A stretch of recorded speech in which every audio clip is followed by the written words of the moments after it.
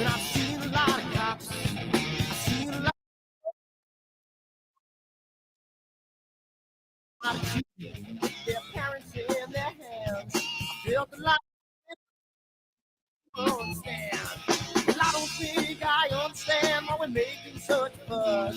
And I don't think I understand what's come of all of us. And I don't think I understand. Yeah, I just want to get right back to Guitar Players Planet.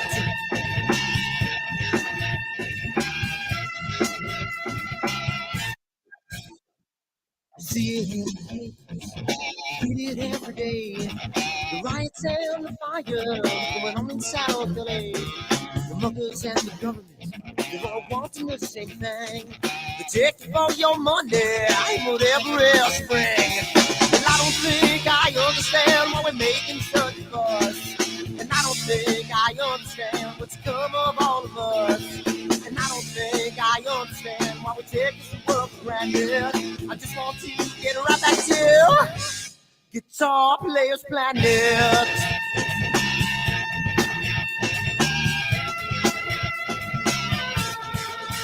Take me.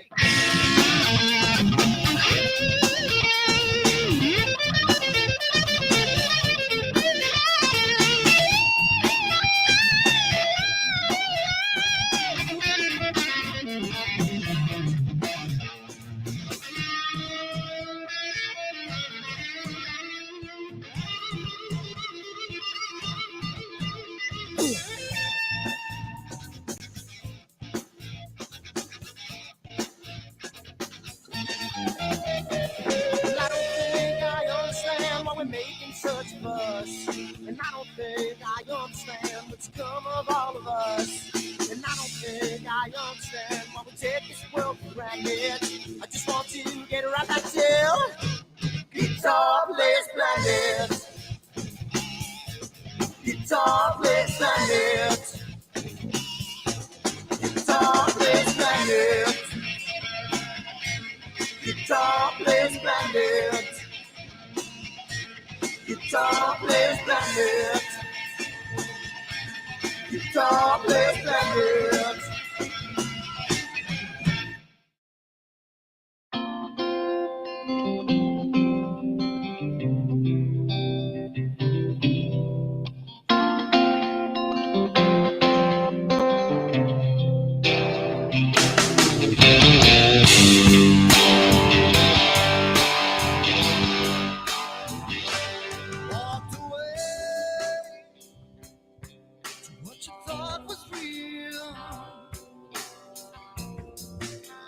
Took everything that I had, yeah. Walked away, but you left one thing behind. You're wondering just what that is. Yes, you are.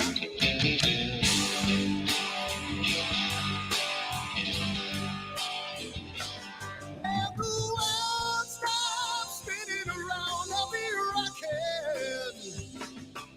When the world comes tumbling down, I'll be there.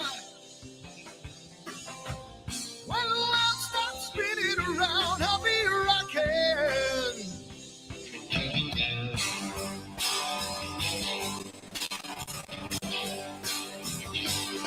We're gonna make a little love down by the water. Maybe I'm the sun, maybe I'm a daughter when the music man calls. That's when I gotta play.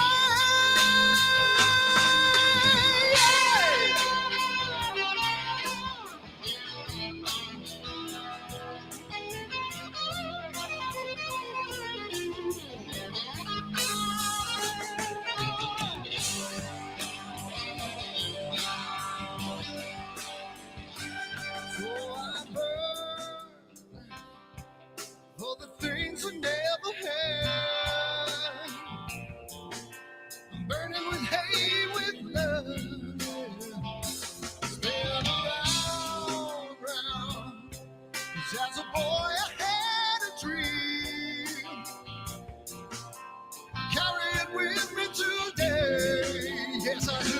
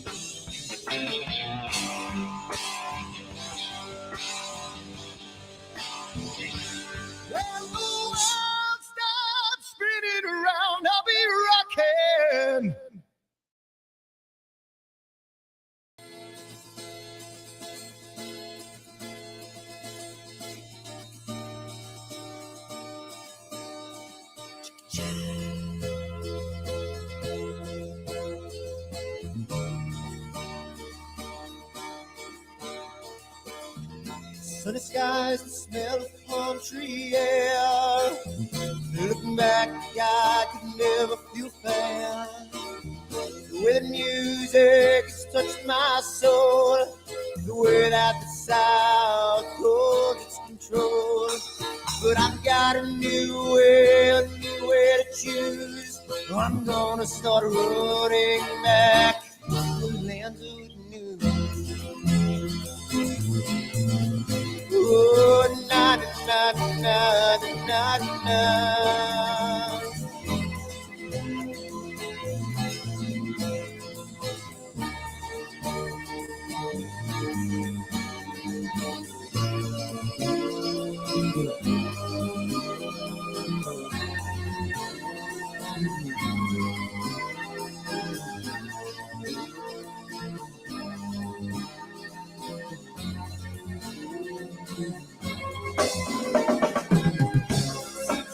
That I have lost my old friend.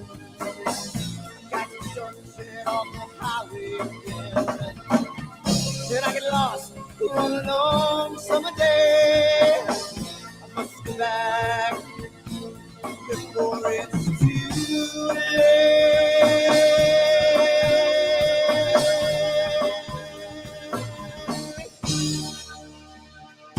You're afraid, you're feeling alone. Time and space can never unfold. The holidays can ring in your fear. The ghost embrace can only mean tears. And I've got a new way to choose. I'm gonna start running back for lands of blue. Oh, na na na na na na.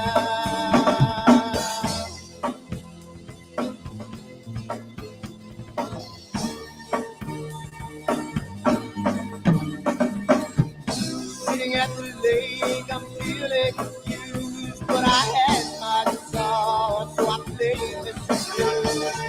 But I'm afraid, what might be true, that I might never be back again.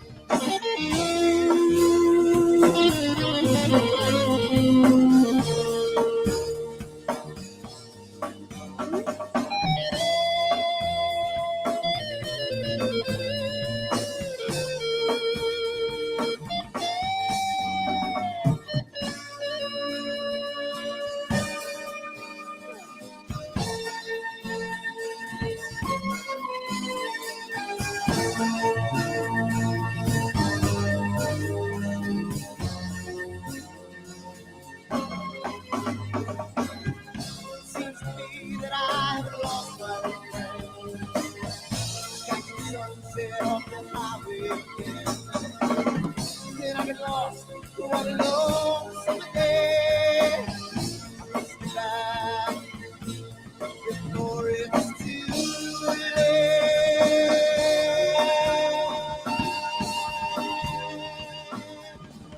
Before it's too late.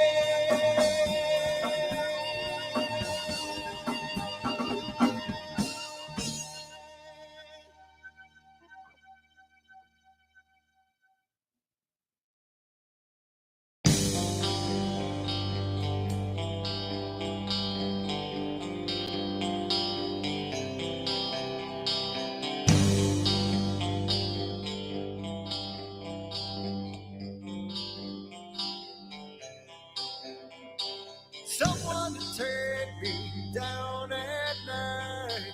Someone to make my day. New revelation fills my soul. Oh, I can waste away. You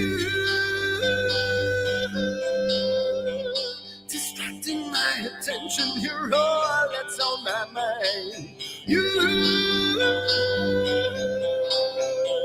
Not looking for perfection, but you're too hard to find. Now the first night is coming, and I know what to do. You know that nothing feels sweeter than someone new.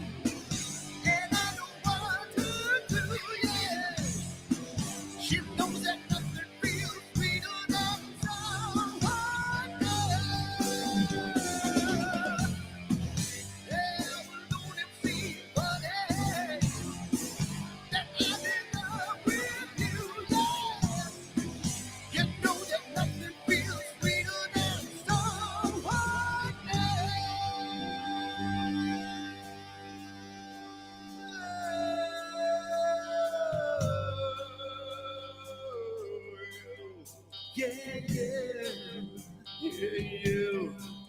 Oh, yeah, yeah, yeah, yeah,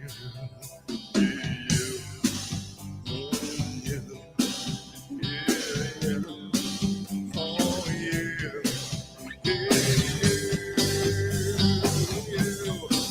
yeah, yeah. Oh, yeah, oh,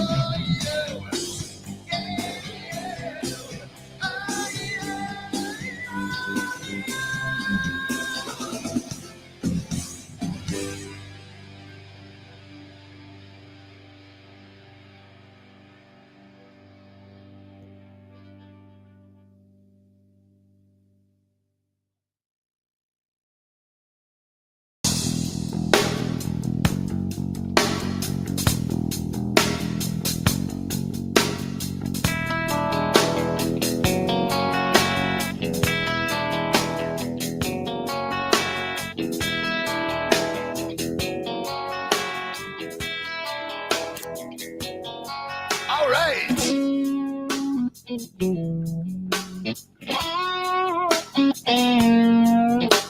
Hey, yeah, yeah, yeah. Where did my color go? Got your head in the sand. You can't be in control using a powerful hand. I wanna be ya, I wanna see ya.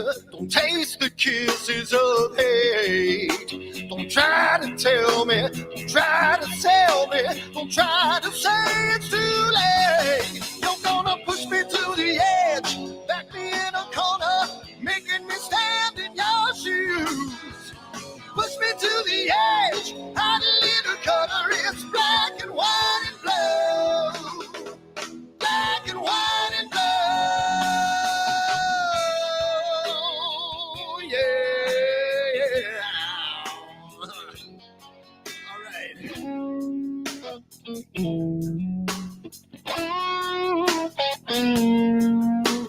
Yeah.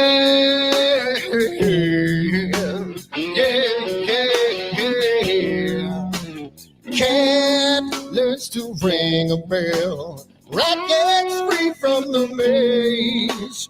We can be taught to love. We've got to learn a new way. I wanna see you, I wanna be you. Don't taste the kisses of hate. Don't try to tell me, don't try to sell me, don't try to say it's too late. Yeah, you're gonna push me to the edge, back me in a corner, making me stand in your shadows. Push me to the edge, hide a little color, it's black and white and blue. Black and white and blue.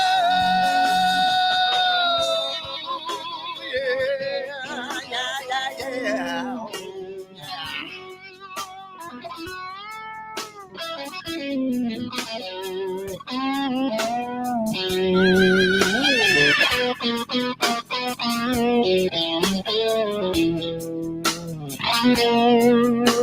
I wanna be, I wanna see, don't taste the kisses of hate. Don't try to tell me, don't try to sell me, don't try to say it's too late, late, late. Push me to the edge, back me in a corner, making me stand in your shoes. Push me to the edge, hide a little color, it's black and white and blue. Yeah, black and white and blue. You're going black and white on the edge, back me in a corner, making me stand in your shoes. Push me to the edge, hide a little color,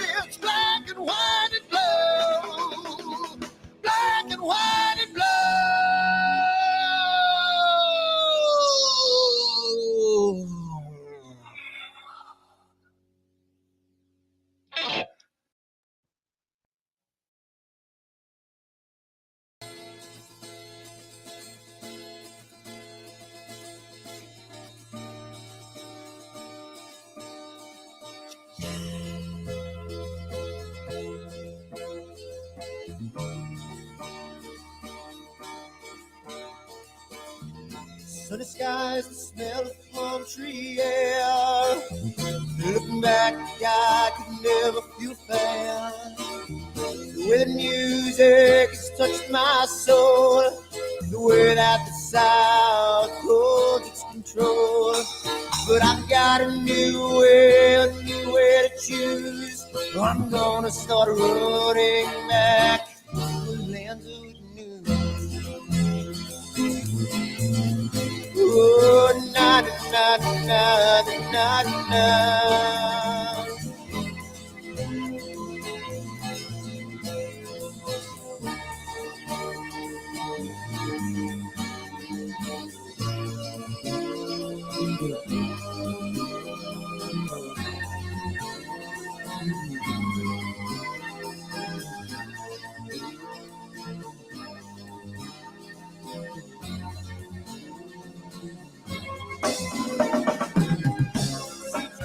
That I have lost my old friend.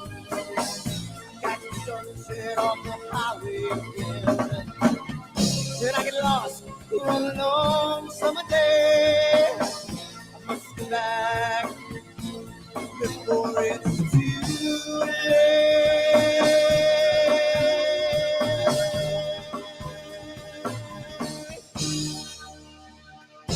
You're afraid, you're feeling alone. Time and space can never afford.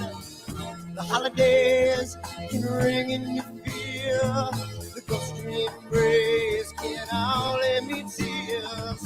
And I've got a new way to choose. I'm gonna start running back for lands with new. Oh, na na na na na na.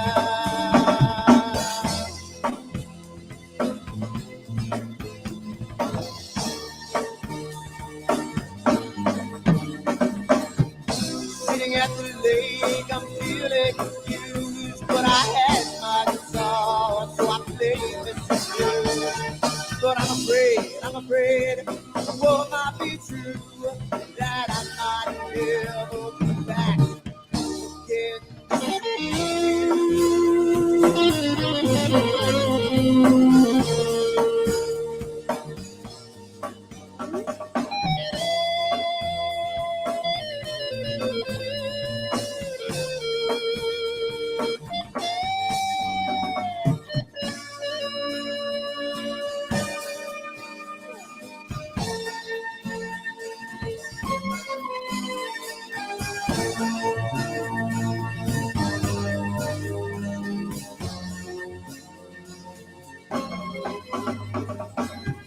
Seems to me that I have lost my friend. Got the sunset off the highway again. Then I get lost on a long summer day. I must get back before it's too late.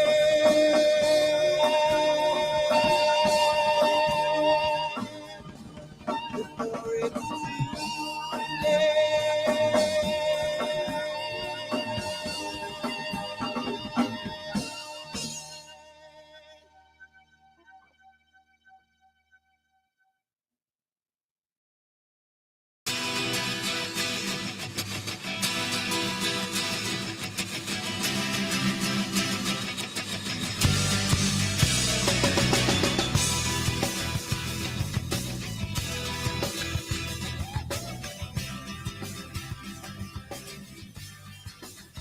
What have I done? Ooh, what have you seen? Early at night, got in the fight, in the candlelight, looking through the screen. Now what have I done? What have you seen? You know there's no future in love when a person has come in between.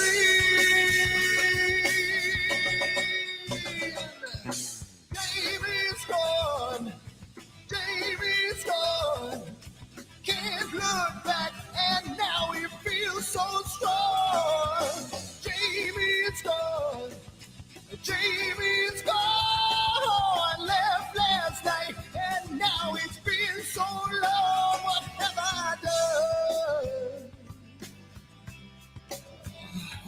have you seen?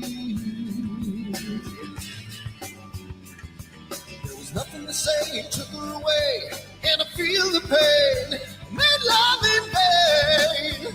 Oh, oh, what have I done?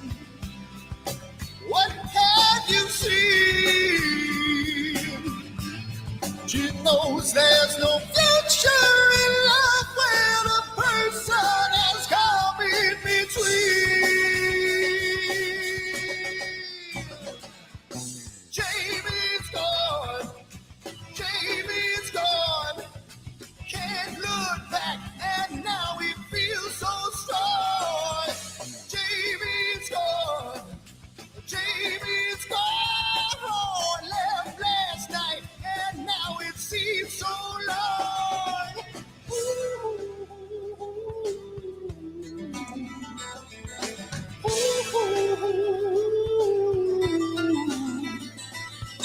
You can hear these words I say when you're a million miles away.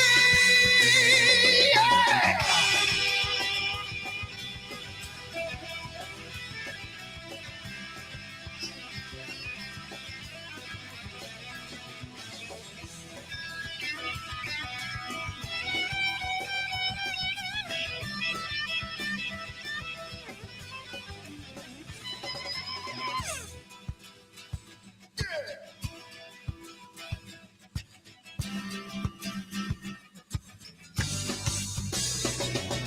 Jamie's gone, Jamie's gone.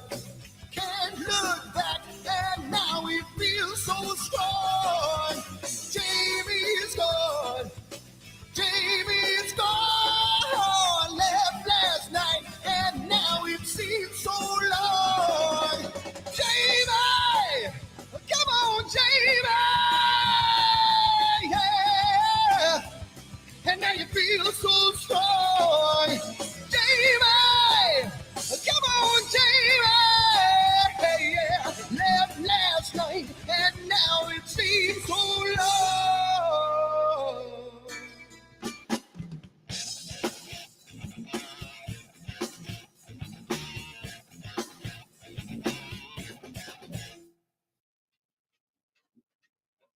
And there we go. What's going on? What do you say? What do you hear? What do you do? We are here. We're back again for another entry of AstroWorld. What's happening? We got a bunch of people in that. We got 21 people in here already. So welcome everybody. Dave, Steve, Tarek. Who else? We got Dennis, Mike. I see a lot of people. Greg, Newman is here. Newman. Eddie, Tarek, Al. I mean, the usual suspects are here. So you made it. Thank you. And we're here again for another night. And we've got a lot of stuff to talk about. It looks like Eric is going on a selling spree. Yep, I am. And I'm sure he'll say something about that a little bit later on tonight. Where we got the Florida mishap with the Jaws tank top on. So is he there? Is he stone faced? Did we lose him? I think we lost Scotty. Yep. We lost him. Oh man. Oh no. We lost him. All right. Well, we'll get back to him. He'll be back, I'm sure.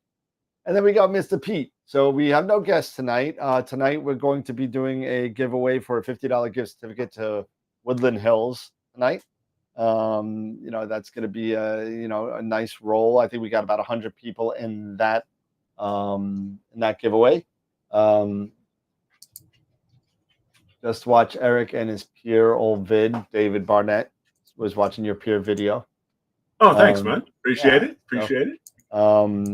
So we got some stuff going on tonight. I got a picture to share eventually. The first for me, I actually took data from 3 years worth of data and integrated them together. 3 different cameras, 3 different scopes, and 3 different years. So it was pretty interesting to do it. So I put together from the 80 millimeter And the 127 and the 130 are pretty much the same, but they're different f ratios, so it made it different focal lengths. Kind of made it fun. Right. But I think we're gonna get Scott out of here real quick. And when he comes back, I'll put him back in. Let me just fix this. And layers and Dan. Where's Dan? Dan, Eric, and Peter. There we go. And let's do that. And the names are going to be wrong. You're going to have to excuse me. Of course they are. But there you go. And Dan, Eric, and Scott Cole. How you doing, Scott? All right. So before we set aside and start getting down to business, let's give a shout out to our sponsors here. Yep. So you do that. You'll be right back. You do that. Yep. And we'll do that real quick. So here we go. And sponsor number one. How you doing? Woodland Hills Camera and Telescopes. Thank you to Woodland Hills at our main sequence level. No Discord user. Come on, you gotta get your image came out great, Dan. Usually I don't love green, but but it looked great. Thank you. I'll show it a little bit later. Yeah. So main sequence level, as Woodland Hills and Telescopes. Our Red Giant level sponsors, Prima Luce Lab, Camera Concepts, and Optolong. I believe this month we're giving away from Optolong the 2-inch L Extreme filter. So that's going to be at the end of the month. So get involved with the giveaways at AstroWorldWeb.com. So we give away tons of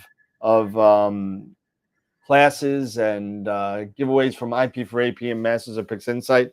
Masters of PixInsight, I believe it's a week from yesterday. They're getting ready to start their PixInsight for newbies, and they will be restarting the whole thing again. So you get in the ground level. I believe you can buy the next 6 workshops. So I think it's $175. I think you buy them all, you get one of them for free. So normally they're $35 a pop. But I believe it's $175. So go check it out.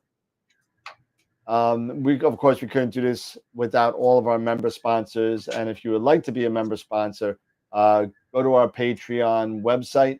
It's on the bottom in the description on YouTube.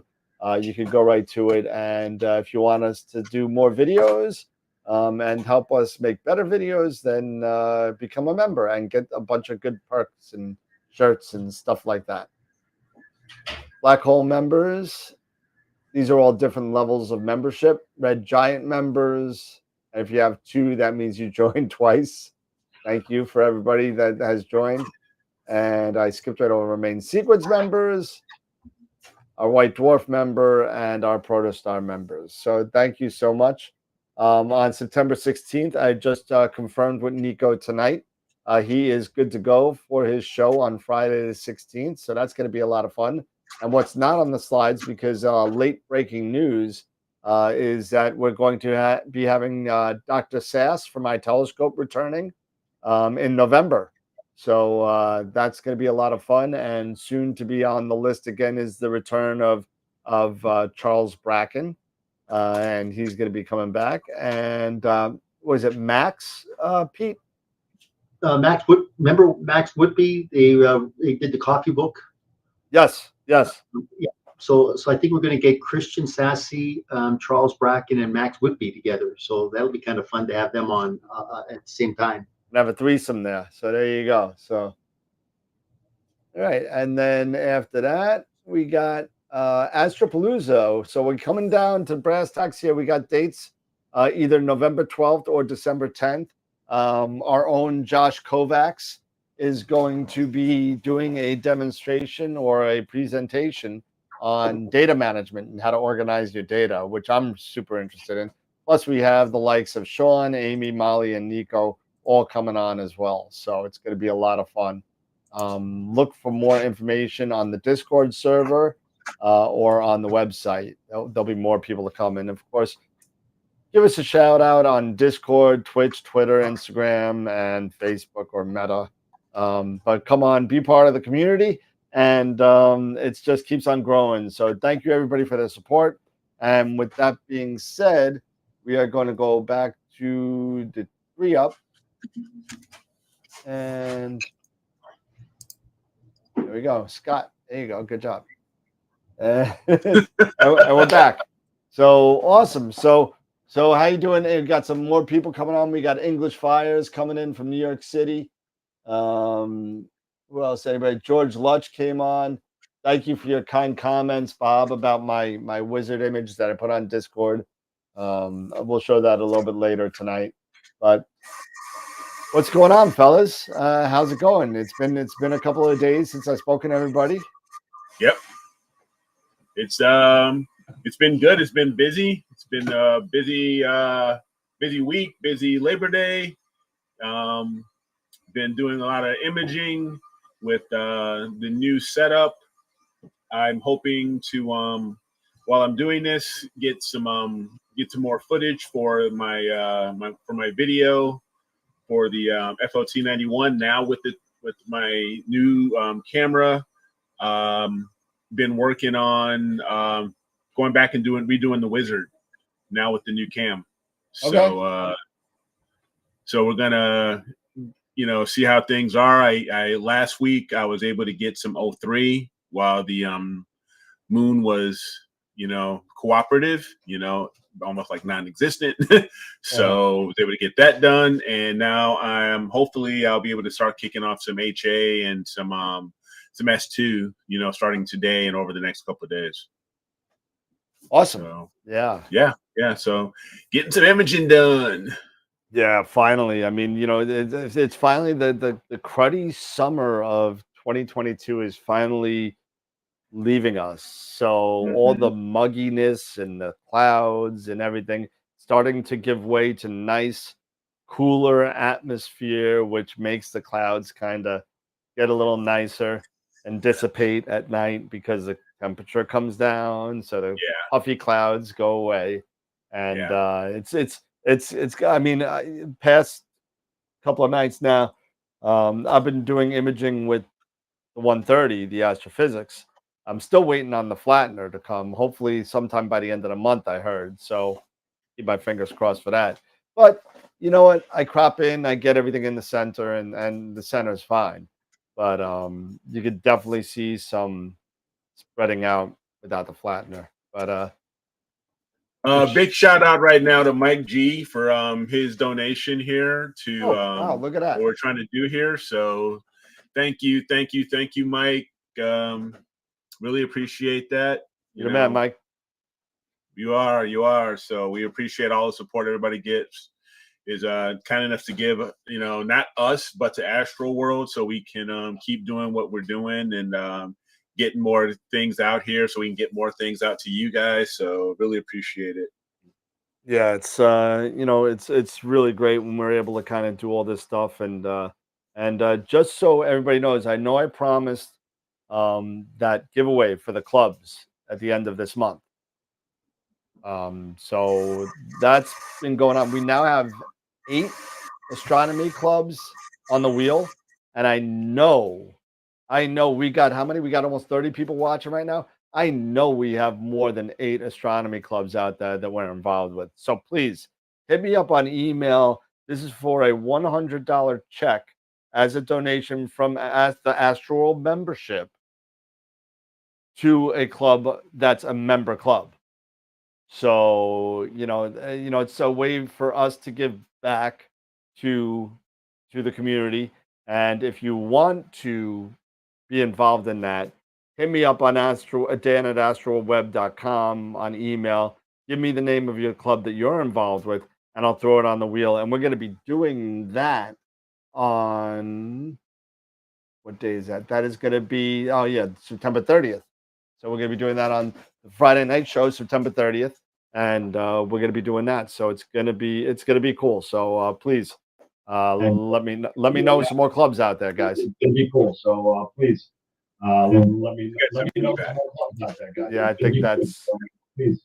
Scott coming back. Pete. That's Pete. Yeah, I think that's.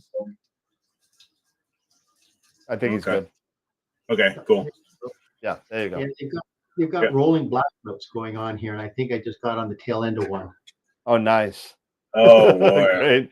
Tell you, that's the one thing that, it's been so hard out west. and I know they're in California, is these rolling blackouts and brownouts. I sometimes I can't imagine what you guys are going through, with Well, everything.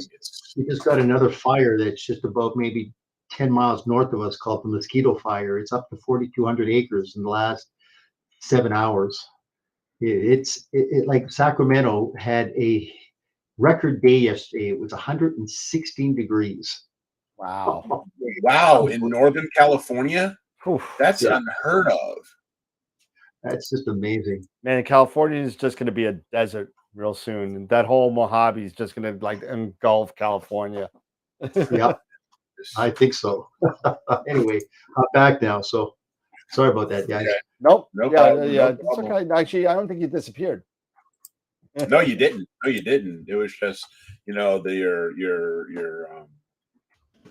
YouTube feed popped up, give me an echo. But what have you been up to anything, Pete, besides working? Have you had any opportunities to do anything yourself with it? I'm sure probably not with everything going on. Yeah, I mean, this past weekend I was down at Sierra Remote just changing out an optical train on a CDK-14. So I was down there all day Saturday and into Sunday morning, and then I came back here, and then Sunday was the first day of this heat wave. It got up here to about 106 degrees on Sunday. Monday was 107. Yesterday was 109. Today it's 102. It's just, And it's like this is, it's September.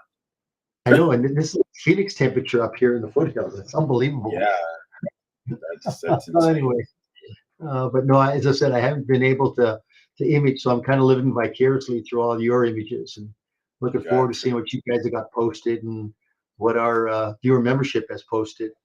That's why I look forward to seeing all of our images, because the image of the week and image of the month, I look forward to seeing those. Yeah, Yep. for sure.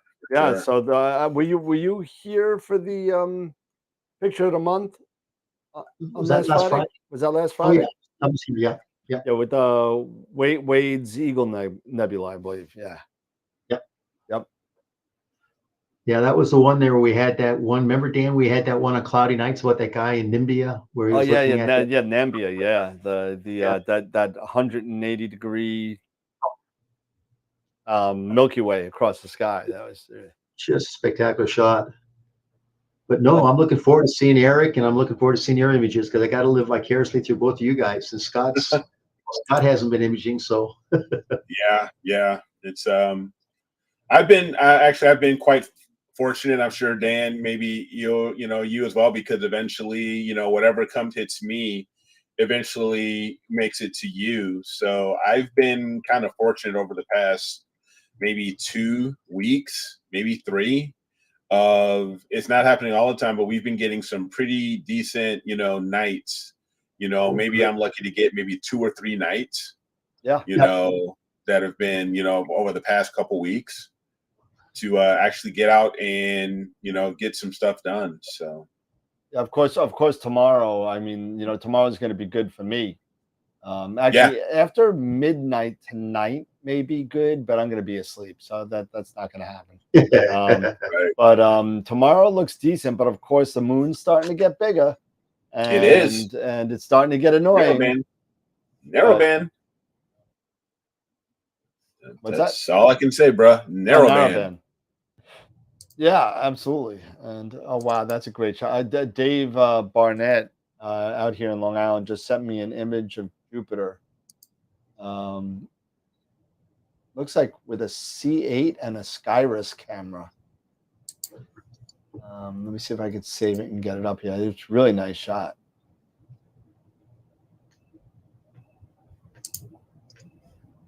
And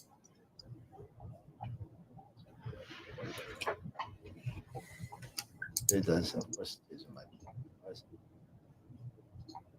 I swear, Windows just likes to pick where it wants to save things. There it is. Okay, over here, and here you go.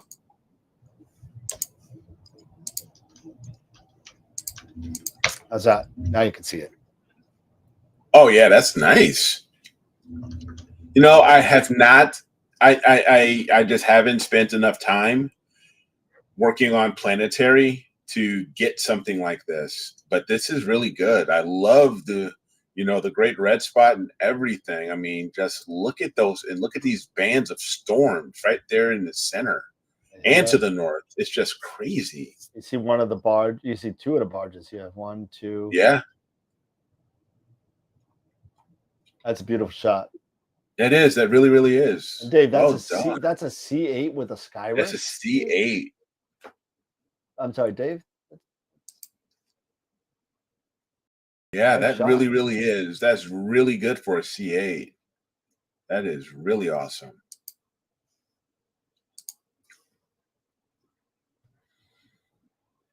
Yeah, that's a C8 with 1.5x Barlow. So, a nice shot, Dave. Beautiful. That's great. Really. And that brings up a nice topic, because we talk about this sometimes on the show, and we haven't brought it up, how planetary is like a different monster altogether than, and that's something that, I dabbled with planetary a long time ago, but man, I gave up on that because it just really takes a special type of person to do planetary. You've really, really got to understand our atmosphere and the best times and our weather patterns. And I was listening to a video quite a while back from Damian Peach, who was explaining, the importance of really, unlike deep sky, where you are looking, for, certain signs to do imaging, how it's totally different when you're doing planetary. You have to look out for high pressure systems. High pressure systems are what you're looking for, or what you want, I believe is what he was explaining in one of his videos. And a lot of times doing that, you may be at times to do planetary, maybe not the most opportune times for when you're doing deep sky, right? Yeah. Where, you're having different types of seeing conditions, or different types of, transparency, different types of things that you have to look out for that you wouldn't necessarily do in deep sky, that are probably be ideal for planetary, Yeah. And there he is.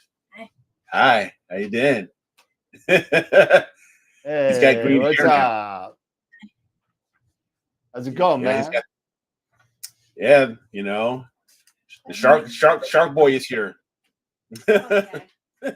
He's gotten bigger since the Shark Boy video came out. Yeah, he has. He's in junior high now, and he's got green hair. I see that. I thought he was going gray. It's all stress. Go away. Yeah, it's all stress. That's that military coming out. You're stressing out your kids. Yeah, no. God. He wants you, Eric. He wants you to grade his paper. Yeah. Bye. Take that. Get out of here. Yeah, I know, it needs air. Anyway, but planetary is you've got so many other different applications. You can either use sharp cap, fire capture. You have to sometimes, if you're using a one-shot color, you have to think about getting an ADC, to deal with the atmosphere, to deal with the atmosphere. You got to deal with other types of software, like Registax and Auto Stacker, WinJupos. WinJupos, yep. Others that, I've tried, and maybe I just need to keep practicing. But the biggest thing is just to really understand when are the best times, to recognize when are the best times to do planetary. Because like I said, sometimes the weather for doing deep sky could be totally different. It's totally different from what you need to look for when you're doing planetary. So absolutely. And you know what, I got really frustrated with photography, probably because I was not only was I not good at it, but I was probably not using the right equipment to do planetary. I was using, like, at one point, I used the 8SE and all that kind of stuff. I had that kind of stuff going. Then I was just like, nah, you know what, this isn't for me. And then, there was no plate solving at the time. So try putting a planet on a chip that's the size of a pinhead, and not being able to, I just didn't have the patience to do it. And now things are a little bit easier with the addition of hardware and software that can help you get there. So it does help out quite a bit. I mean, I'll show you. Let's see, one picture that I did, from a long time ago. I mean, it wasn't that good. It's nowhere near as good as Dave's is. See if I can find it. Where would it even be? I don't even know where it is. Probably on Facebook. Yeah, Cynthia was asking me what ADC I would recommend, and I was just saying, in the chat here, I've only actually used the ZWO Yep. ADC. I haven't tried any others. For you guys know me, I've been pretty much an ZWO guy, since I've started getting into AP. So I really can't compare a lot of other equipment. And I was just saying this in the chat too. I actually don't know if I really did well with it or not. I'm still in the closet of death. You want one? It's connected to a 290 too. Oh, okay. So it's ready to go. And the 290, you don't even need one for a 290. Well, the 290, because the 290 is a mono. Oh, it's a 290 MC. Is it a 290 MC? Yeah, Did they make an MC? color. I didn't know they made an MC. It better be. I thought it was. I'm gonna make it. I'm gonna look. 290s were just monos, but hey, I could be wrong. What do I know? It's sitting right here. Yeah, 290 MC. There you go. Huh, what do I know? Hey, what do I know? I wasn't lying. It's got the ADC and everything. It's ready to go. And everything. There you go. Yeah. So here you go. Who wants to buy Whoever it? wants it. Wants to buy it. So let's see. So it's 168 for ADC, 299 for the 290. Let's call it $200, and you got it. Jesus, Dan, what else you got in that closet of death we need to kind of know about? Some stuff that's not suitable for television, but wait a minute. Why don't we have a garage sale? Eric's selling his 8. Oh yeah, you got some stuff you're selling. Let's just have a big old garage sale. Yeah, I'm having a fire sale. It's time for me to part ways with a few things that got me started in astronomy. So I'm parting ways with my Nexstar 8SE, the orange tube, and quite a bit of stuff that I purchased along the way with it that I think if people want it as a bundle, and I really want to promote it as a bundle because it's so many different things that I think people who are just getting started in astronomy or can see the value of this bundle, I think it's really advantageous because, like I said, I was telling you guys off the air, I'm throwing in my telegizmo with it, so you can cover it up. I've got a Telrad that I'm throwing on that I have with it that's kind of mounted onto it. It has a feather touch, a Starlight micro touch focuser. So a lot of things that I've done to, help me enhance it and stuff like that, to make my viewing experience better. I hope, somebody will take advantage of what I'm trying to sell them and see what I'm trying to do to help them out. And, they'll maybe want to take it off my hands. So we'll see. Yeah. And I got a lot of other stuff, that I'm selling as well. So all for, a good cause. My next project. The next project. Exactly. It's all for a good cause. So I just got another entry into that makes 10 entries for the club donation wheel. So we have RASC Niagara Center, Central Florida Astronomical, Buffalo Astronomical, Central Appalachian, Madison, Wisconsin, AOSNY, which is my group, but I didn't put them in there. But the Raleigh Astronomy Club, Fort Worth, Corpus Christi, and Tulare. So we got places from all over the country. But we'd like to have more. I'd like to get it up to 20 would be nice. But that's who we have right now. So, and that's just saved. I just got Mike G's. So that's in there now. But hey, Mike, that's what the project is actually.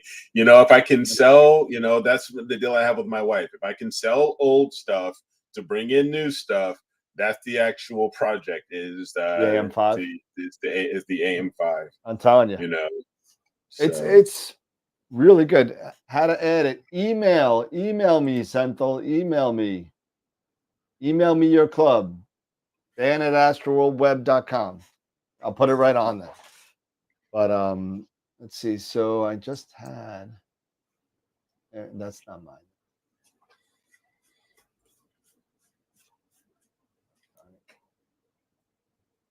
Yeah, I've heard so many positive things about the AM5 and the equipment that I have, from my smaller refractor all the way up to my Edge 8 and everything that I've put onto that. It's not a problem, because I've seen TJ Conley throw on his 9.25. 9.25, yep. In his entire DSO rig, and setup, and he has not had a problem, not needed counterweights or anything, and he's run that thing like a champ. Yep. So, I have been quite impressed from what the things that, the positive reviews I've heard about it so far. So, yeah, I mean, well, I'll tell you this: we sent out about 6 or 7 already when they come in dribs and drabs. And I'll tell you this: I have not heard one bad review yet, or one issue yet. Again, it's only a small sample size of like 7 items, but so far no problems. I mean, glad to say it. I think they're on to something pretty decent. So I mean, yeah. Pretty cool. Yeah. I think the max weight on the AM5 is close to around 40 pounds. Yeah, so it's 40 pounds with the counterweight. Yeah, with the counterweight. And I think it's 21 without, if I remember right. And in my case, if I'm kind of curious, because usually from what I've heard, and correct me if I'm wrong, Dan, it's like more the counterweights just to help try to deal with it from flipping the whole mount. Yeah. Yeah.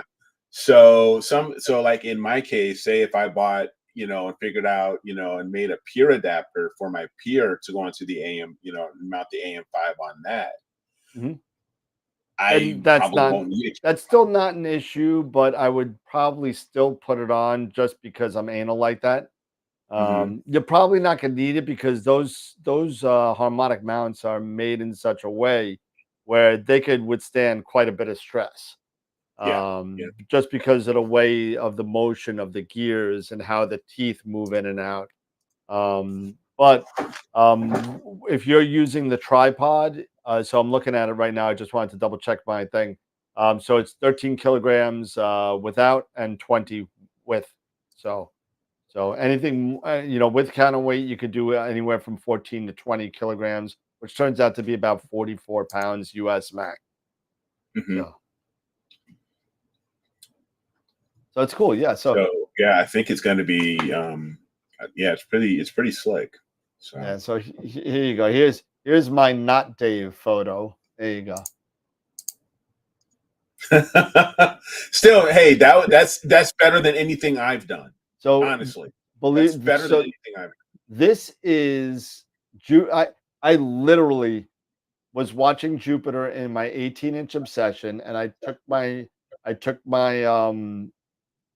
my DSLR with the 1.25-inch nose piece. I threw it in there. I took some video and I slapped it in, and that's what I came up with. And that's the first real and the last real planetary photo I've taken. And that's with the 18-inch obsession too. But there's another one. Yeah. See, these are better than what I've been able to kick out. But again, that's with an 18-inch obsession on a tracking on with the ServoCat. And but that's as close as I've gotten to planetary. I don't I don't plan on doing planetary until I have a permanent setup somewhere or a Schmidt, Sure. you know. But when that happens, it happens. Right. Let me see what we got here. Let's see. Go back.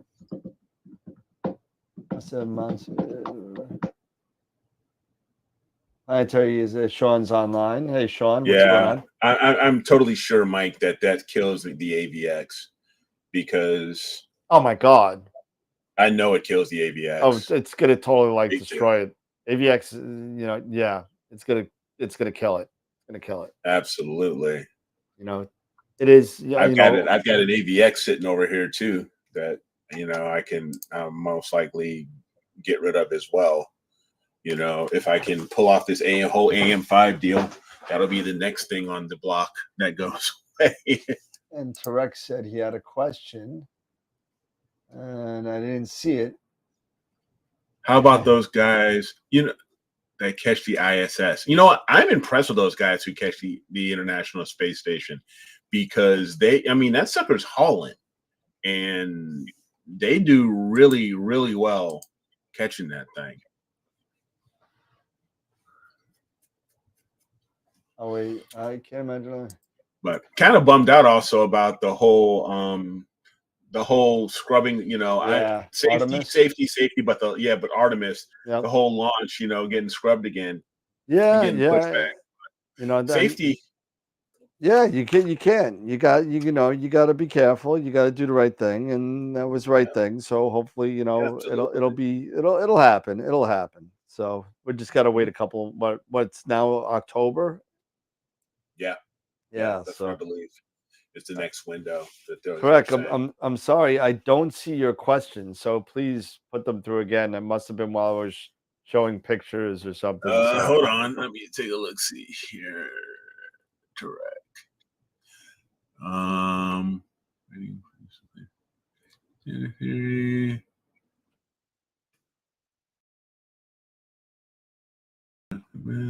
just looking here.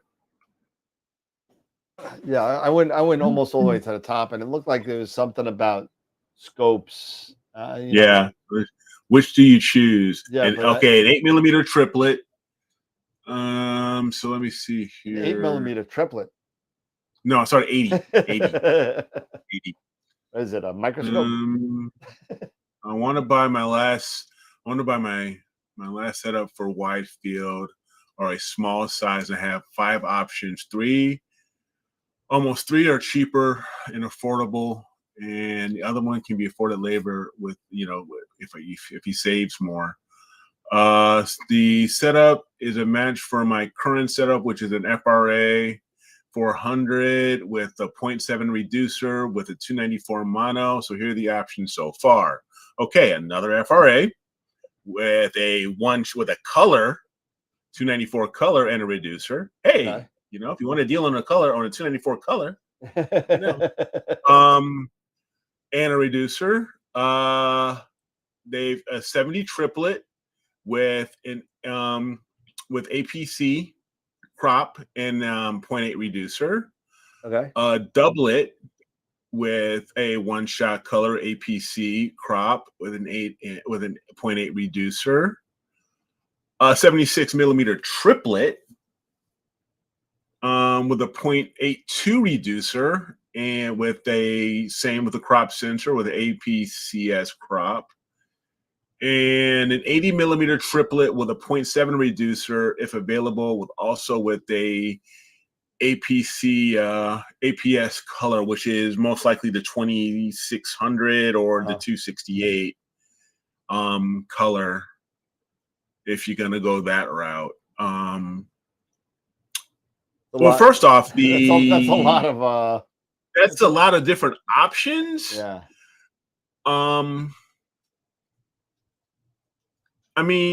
Is your main goal wanting to try to try to match up and do things with the, you have the 294 mono, like what I did in the past when I had my 294 mono, and I also had the one shot, and kind of working with both of them so I could combine and do different things, like have my luminance, with the mono, and the, you know, my RGB with the one shot, you know, or doing narrow band and having RGB stars with the other sensor.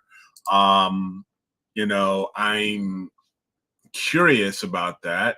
I just said that, you know, So, if you already got an FRA 400, I mean, again, I just put pictures together with 3 different focal length telescopes, and it worked flawlessly in PixInsight. So I don't think focal length is a difference here as much as it used to be mhm, when you had to kind of register each. You still got to register the images to each other, but it's a lot easier now with the software that's out, that it makes everything okay. I combined a 400 millimeter and a 952 millimeter focal length together to make that Wizard Nebula, along with an mhm. 819 in the middle.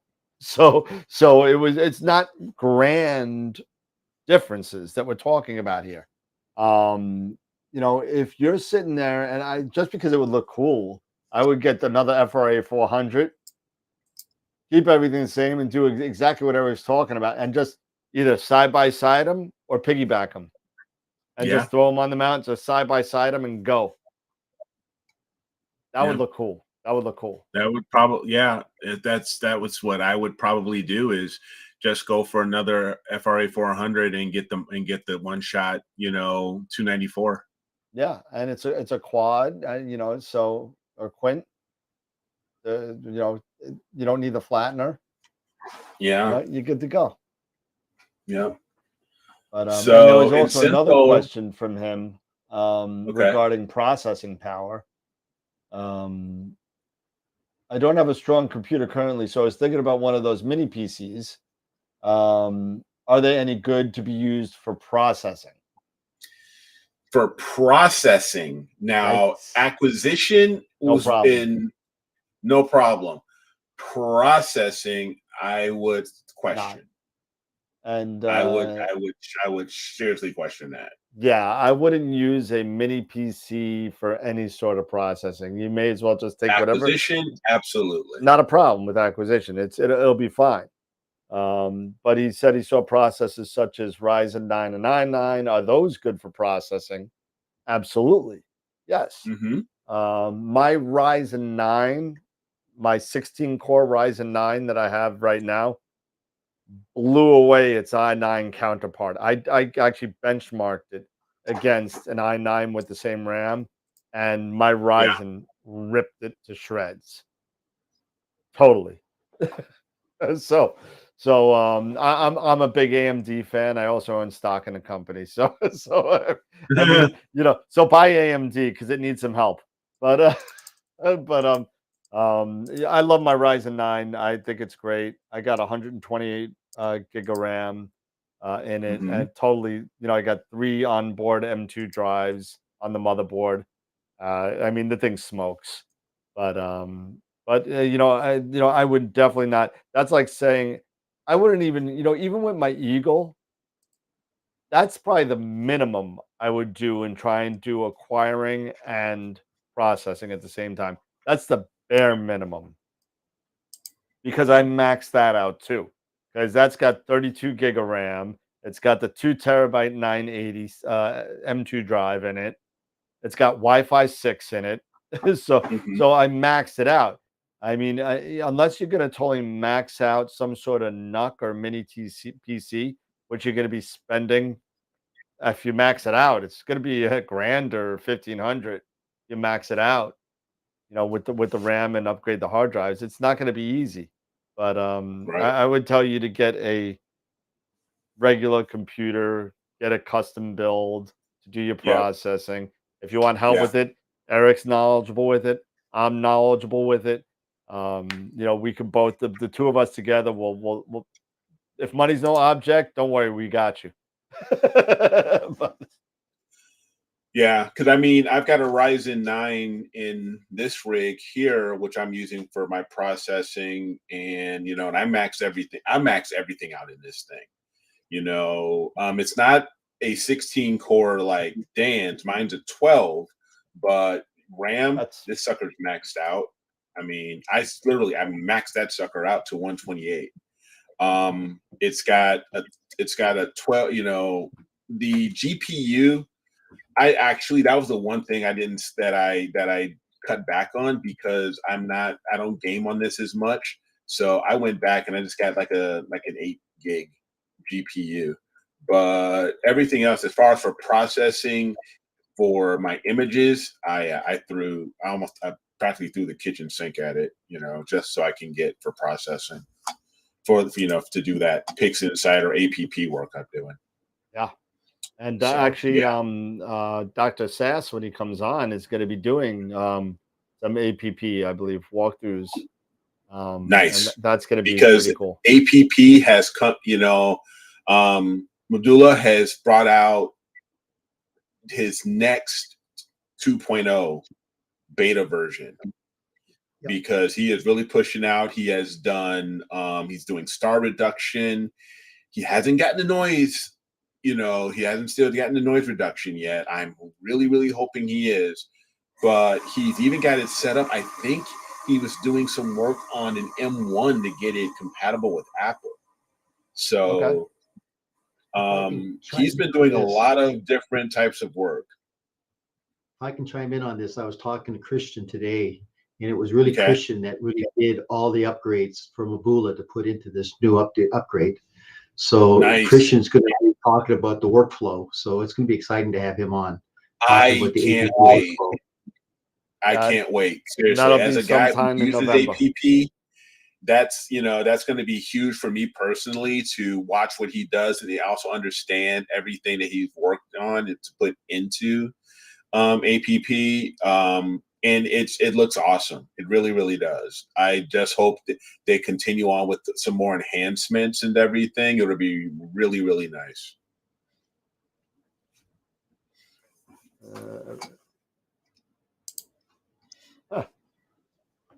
Yeah, they're talking about. Oh, I don't. I honestly, I don't doubt that George, that the star reduction could be better. It's just right now a lot of it's in beta, and I'm sure that Dr. Sass and others, as they work on it, they're gonna see, what they're gonna be able to see, what they can improve on. So I'm sure they're gonna get, it's gonna get better.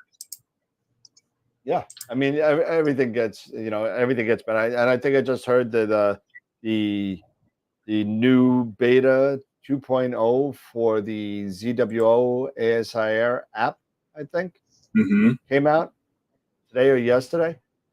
I think it came out. Yeah, this came out this week, I believe. Yeah. I can't confirm that yet, because I would have to talk to Simon to know for sure. Yeah, no, people were talking about it on the Discord. I haven't been on test flight. I haven't been on test flight recently to take a look and see what the new beta is. Yeah, but it's 2.0. I know, because they've been on 1.9. Yeah, so there was a couple of people were talking about it in the Discord channel today. Josh Kovac is using it. Josh was the one that actually brought it up. Actually, he's using it on Android right now. Okay. So he was talking about adding some sort of social kind of element to it, like adding, like sharing, being able to share your photos through the app. So yep, I did read about that. Yes, I did. That seems kind of cool. I mean, a little extra added incentive, kind of, to do some stuff with, make it easier to share when you're done. Yep. And he said the Sky Atlas is better integrated with the plan mode now. So it looks like there's a couple of things that they've worked on and come out with their new most recent release. So that's going to be good to see some of the results with that. Yeah, I'm actually looking at, a couple of things right now. Added the mosaic and plant editing in Sky Atlas, camera rotation assist in Sky Atlas, some stacking feature, some sharing feature. So quite a bit of stuff. Yeah, so we're looking forward to seeing what everybody's kind of messing around with the ASIR. So if you got anything to report, please put it on the Discord channel. Yeah, for sure. And let us know, good or bad. It doesn't all, it could be, things that need to be fixed, things that don't need to be fixed, and whatever you like about it or dislike about it, we'll definitely put it on. So that'll be cool to know. Yeah, one of the things that I put out there, and it brought up for that day, it brought up a really big debate, between Simon and I believe some others. And I was really, just asked, trying to put out there a request to Simon and to the GWO team to start considering some sort of filter offset, calculator or allowance that we can remember we were talking about filter that. offsets. Yep. That we can put in, we can start calculating and doing either our own filter offsets or, maybe there'll be something that they can do to do that, because it does take up time, doing autofocusing, over a course of a night. Especially if you're doing LRGB, it takes time, that do that autofocus. You're talking another couple minutes, or two, maybe up to maybe 3 minutes doing autofocus, which that could be an exposure. That could be a light right there, Yep. So to cut that down, and if you're doing that times 4, over 4 filters, there's 12 minutes right there. That's 4 lights you could have gotten. So anything in my opinion, and listening to like Chad and from Patriot Astro and others that talk about Nina and its filter offset calculator, and he was mentioning anything that can be done to allow less time for those minor admin pieces and more time for you to do imaging, which is what we want to do to take advantage of the dark sky of that night sky. It's going to be better. It's going to be to everybody's advantage. So, So even if it's just a few minutes. There's a picture that Josh just threw up on the Discord channel. Okay. So there's a little bit of the star planet. Oh wow! It looks like if it's did they add the Dark Nebula You would know better than I. catalog? Yeah, well, Because I'm looking here, it says LDN here. LDN right there. 733. So did they add in I guess the so. Lens Dark Nebula catalog? I'll have to download it into Test Flight and check it out. Planetary Yeah, you've got some really different, nice. You got a lot of different pieces here. Yeah. So DSO thank you, Josh, for sharing. Thank that. you. And I'm sure there's more. So how many catalogs does that have in the software? I know it had IC and GC, Messier.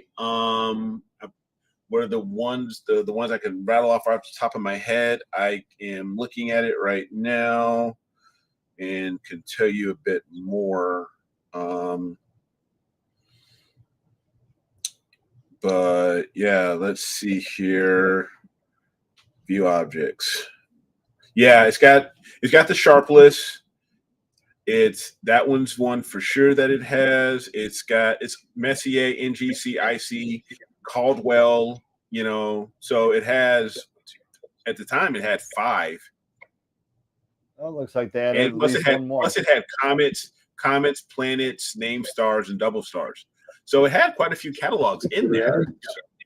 Yep. So they're expanding. So which is it good. looks like they added that. So that's good. Yeah. And let's see, we're getting text messages all over the place. Let's see. No, that's it. All right, good. Dan, you might want to start on the Discord. You might want to start a Gels What directory. I'm just looking at the messages. It looks like on the Discord you may have to start a used sales equipment. Oh, there's one in there. There's a buy and sell USA and buy and sell EU. Okay. Yeah. So there goes. Not many people post Throw it stuff in there. The only person that puts stuff in there is Bob Santos and Tyler from Explore Scientific. So that's it. I'm going to put this stuff out all over the place. I just signed up. I just resubscribed to AstroMart. So no, for definitely do year. AstroMart, absolutely, and do Cloudy Nights as well. Put it on both. Because, I did. But I'll show you my. I am going to put it on the Discord server. Yeah, I am, Cap. I'm going to put it on the Discord server this evening. So, I'll show you. Sure. I'll show you my most recent project here. Oh, Dan in his green. He likes the green. Yeah. I like it though. I do like it.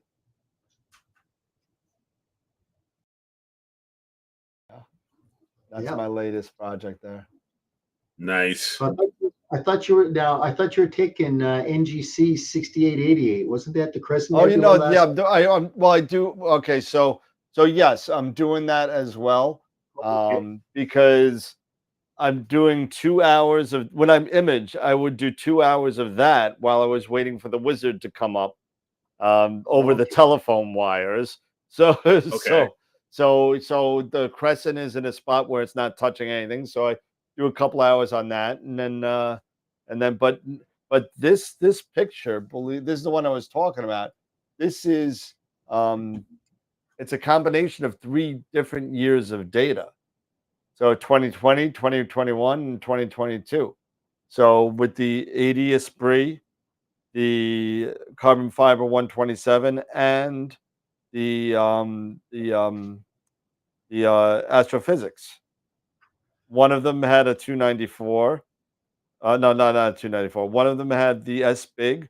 One of them had the QHY 16200, and the other one had the QHY 268. So I put them all together, and some of the stuff a lot of stuff I had to get rid of because I didn't have. I was an idiot. Some of the things, whenever you're doing images, everybody, when you're done with the project, okay, when you're done with the, just save the. If you're using PixInsight, just save the folder that says calibrated. Save that and put that somewhere else. And because what happens is if you're like me and you kind of like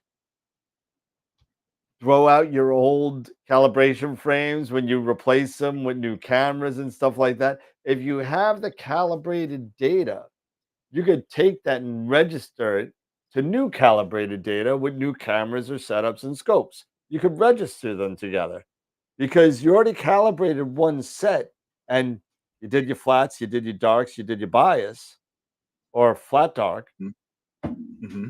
As long as you got those calibrated frames and they're good, then you can take that and put them into projects in the future. So save your calibrated file folder, please, or save your original calibration frames. But it's a lot easier if you just save the calibrated file folder. And at least that's what I've found out in my trials. Well, I have a Nice. request to ask the viewer membership in that right now is the perfect time for September, October, November, and December for a target that's coming up now. And I would love to see it posted, anybody who would like to do it, but it's called CTB1 or Able 85. And I would love to see that as maybe an image of the month if somebody's got a great image of it, because it's just such a very rare target that gets imaged. But I would like to see if we could maybe Able post that 85? out to your, yeah, CTB1 or Able 85 is what it goes by. And it would be kind of cool to see if one of our own collective group, if one of us could actually do that, and maybe it would come up as maybe image of the month, and we could put it into the yearly calendar, because it really is just a very, very interesting target, very rarely imaged.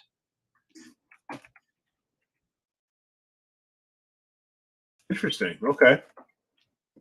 Oh, yeah. And- Okay. Yeah, absolutely. right. I know this one. Yep, it's kind Is of it the predominantly in. Is this a it's a little dolphin bit head or what is this? This is No, it's not the dolphin not the head. dolphin head. Dolphin head's blue. Yeah, dolphin head is 03. This will be HA with just a little bit of 03 on the outside of it. There There's you one. go. But that would be such a cool image if somebody would decide to kind of image it. Is it between Cepheus and Cassiopeia? Well, I'll do it. What kind of let's see. What was that picture with? Basically, yeah, you can kind of do it with basically like a 100 to a 140. Yeah, I It could do fits it with into the that. astrophysics scope. Absolutely. There you go. Yeah, absolutely. But it'd be kind of curious if we could maybe get one of those images, because it is such a cool image. I mean, look at that. That has really got It such is a cool image. to it. Yeah. No, that's pretty slick. That is cool. I think you brought that up once before, Pete. We could definitely do that. So, yeah. So let's see. And right now, I mean, it's a fall winter Winter Target. And Cassiopeia is coming up now, so it'd be a perfect time to do it.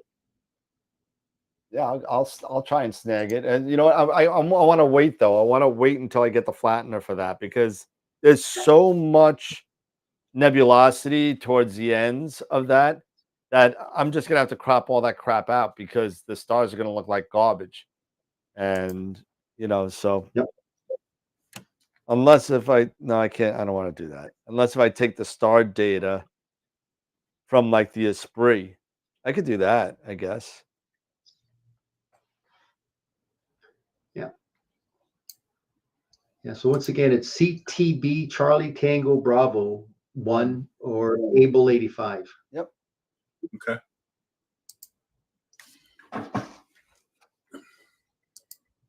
No, Yep. I think that looks really cool. Weren't we going to do that with Ro Ophiuchus? Yeah, we're kind of. Unfortunately, Ro is come and gone. Yeah. Yep. Next year. Yep. Yep. It's gone for another year. So it looks like I'm probably going to be going down to Cherry Springs for a third time this year, at the end of this month. So Okay. for the Black Forest Star Party. So I might not be around. It looks like that Jeff over at Camera Concepts has finagled me to actually work it. I'm going to be exhausted because if I'm working it and I'm imaging at night, I'm going to you're gonna be cool. I'm going to be a mess, man. Yeah. But you are. I think I'm just going to get a tent though, depending on the weather. It's the only star party that I was actually thinking like, please let it be cloudy so I don't have to go. But so it looks like I'm going to be going down there. Any suggestions on EV scope Equinox question? Is that the Unistellar? Is that what you're talking about? That's Senthil, my buddy Senthil. Yeah. Need a suggestion on buying an EV scope Equinox? The price has dropped to $19.99. So that's the Equinox. Unfortunately, I have not seen any results on that. I haven't seen anybody who's purchased it. I see a lot of ads for it, but I don't see any results for it. The you talk about that real quick. I'll be right back. Buy a brick? Okay. Vaonis, their Stellar Mate and their Vespera, which is coming out this month. Those I have seen, and I have seen results for them. So if you're going to spend that kind of money, I will tell you that right now, just because I know the two products from Vaonis, that I would grab those first before the Unistellar, just because I know very little about. I don't want to say anything bad about the Unistellar because I just don't know enough about it yet. But I do, and I have used the Stellina. I have seen the Vespera. I have not used it because it's not out yet. But I'm telling you, those two you won't be. Again, the Stellina is 4,000 and the Vesper is 2,500. So, but they're all Wi-Fi and a little thing in a backpack, and you got a little fun EAA kind of thing going on. So, I would tell you to go the Vaonis way right now, but again, that's just because I don't know the situation with the Unistellar. So if anybody knows anything about the Unistellar, please shout out, and then we can kind of talk about it. But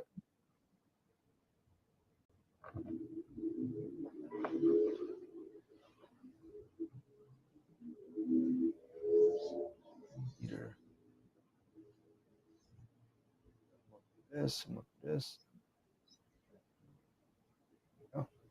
And now it's just the two of us until he comes back. So,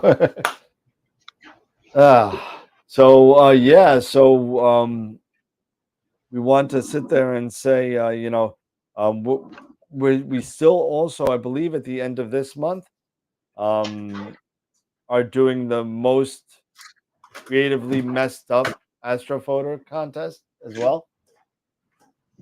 Is that this month? Did I lose Pete? Pete, did I lose you? No, I'm still here, Dan. All right. Yep. And let me see. So calendar. And yeah, I think it's the 28th, the most creatively messed up. Oh, no, it's October 5th. It's going to be the most creatively messed up astrophoto. So get your messed up astrophotos in as well. Don't forget to get that in there because we're going to do a little giveaway for the most creatively messed up astrophoto. We're going to do a prize for that. Don't forget we have critique night also coming up on the 28th. That's the last Wednesday of the month. We're going to have that going on. I should put the little ticker on the bottom too. There you go. Oh, there we go. There we go. Put the little ticker on. I forgot to put the ticker on. So, what else we got going on? We got giveaways every week. We got the MOP giveaways every Friday night. We got next Wednesday we're giving away the other two books. The other two Charles Bracken books, we're giving them away. Next what is it? Next Wednesday, we're doing it. And let's go back. And there we go. Sorry about that. That's all right. You're back. It's all good. It's There all you good. go. Talk to me, Goose. Talk to me, Goose. That's it. That's it. Where do we put messed up photos? So so October 5th is the most creatively messed up astrophoto contest. Okay. so mess up your astrophotos and Mess send them them in. Mess them up.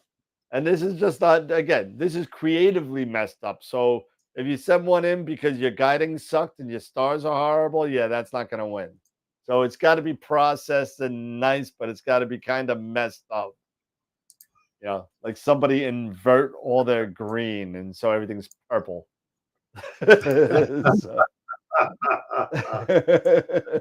Oh. Oh boy. Oh yeah. No, I think Sean's messed up in what way? It's up to you, Mark. Oh, he's got Marvin the Martian as his little thing now. He's like, I'm gonna shoot you with my 237 space explosive modulator. Oh,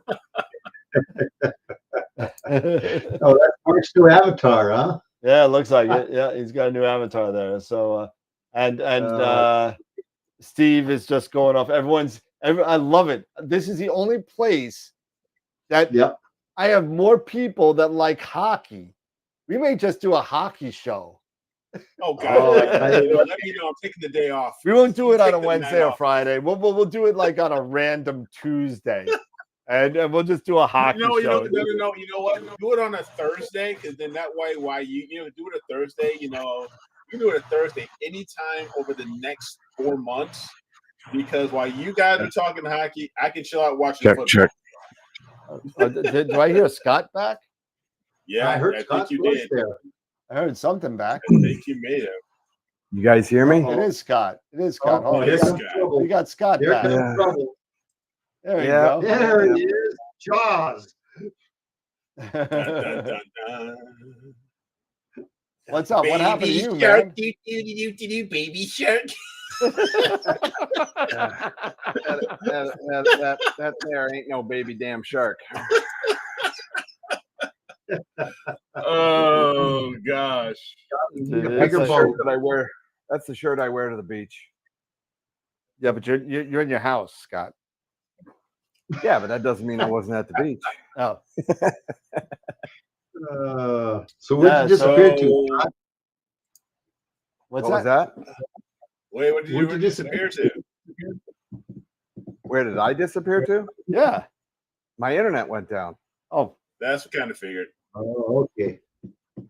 That's so here's something, guys. Now that Scott's on, so we can have all four of us chat about this. I've now since I've had some issues with the CEM60. Nothing over too crazy. However, I'm having glitches with RA where it bumps, and I'm wondering if it's the worm gear or the worm gear or something. Where, long story short, I can't go over, maybe without it getting elongated stars, I can't hit 5 minutes. 5 minutes, forget about it. So it started getting me to thinking about our last discussions that we've had about exposure time and gain. So right now, I am imaging the wizard.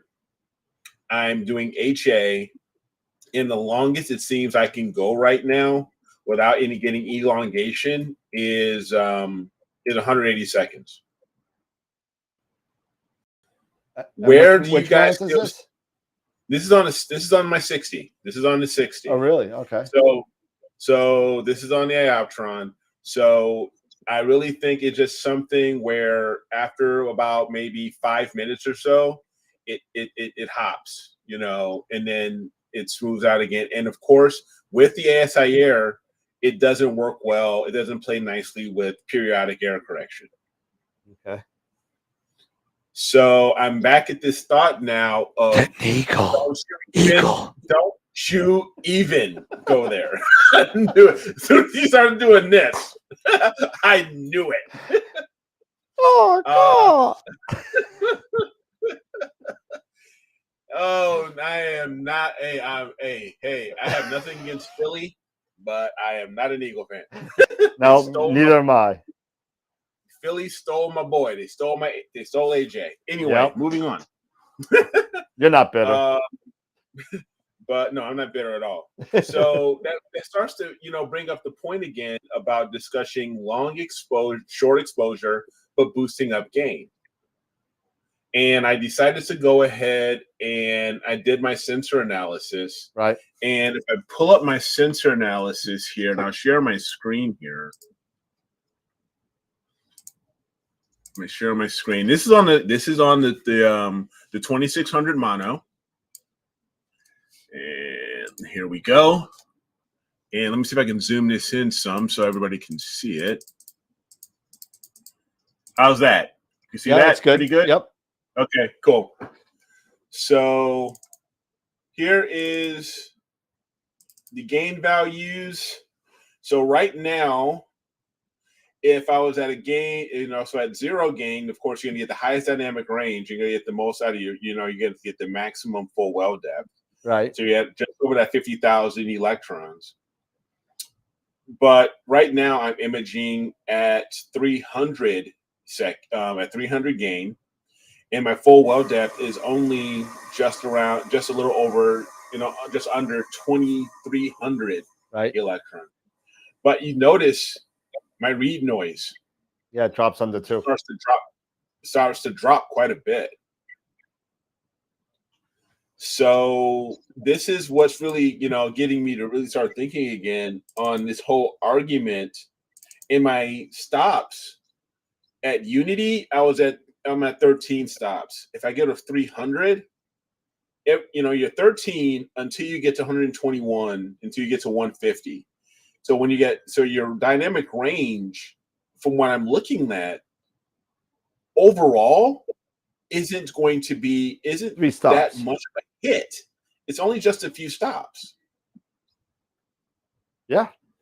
So this is always that argument about short exposure boosts up the gain. And getting to that point of guiding, would you really need to be guiding or anything like that if you really start shortening up these exposures? So Eric, take a look at your read noise.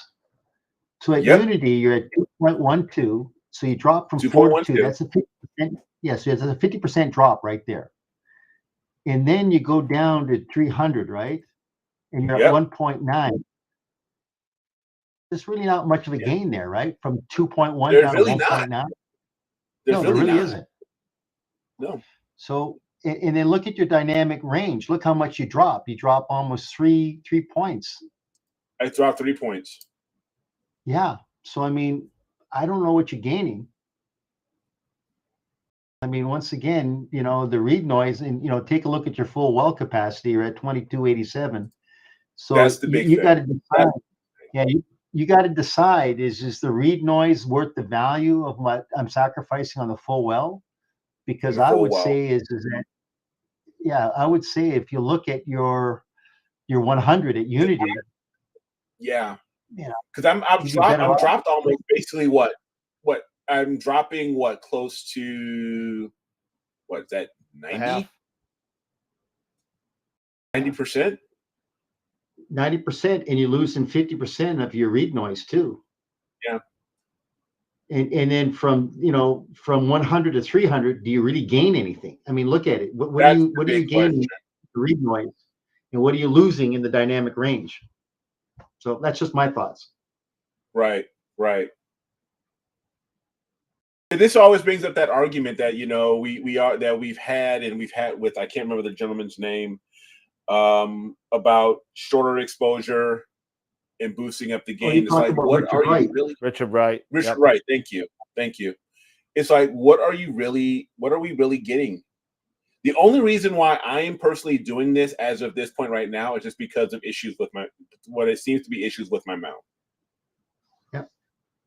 But if there were no issues with my mount, would I be doing this? I probably wouldn't be. Yeah. So once again, it's kind of like your site location. You know, let's look at your Bortle skies, because that really kind of predicates everything. Are you at a Bortle 1, 2, Bortle 5, Bortle 8? Yep. I mean, that really kind of predicates everything that you're going to be based upon. And like with Richard, as Richard was saying, you know, let's be honest, if you're at a Bortle 8, you're definitely going to be doing narrowband. If you're at a Bortle 1, oh yeah, you're definitely going to be using, you know, LRGB.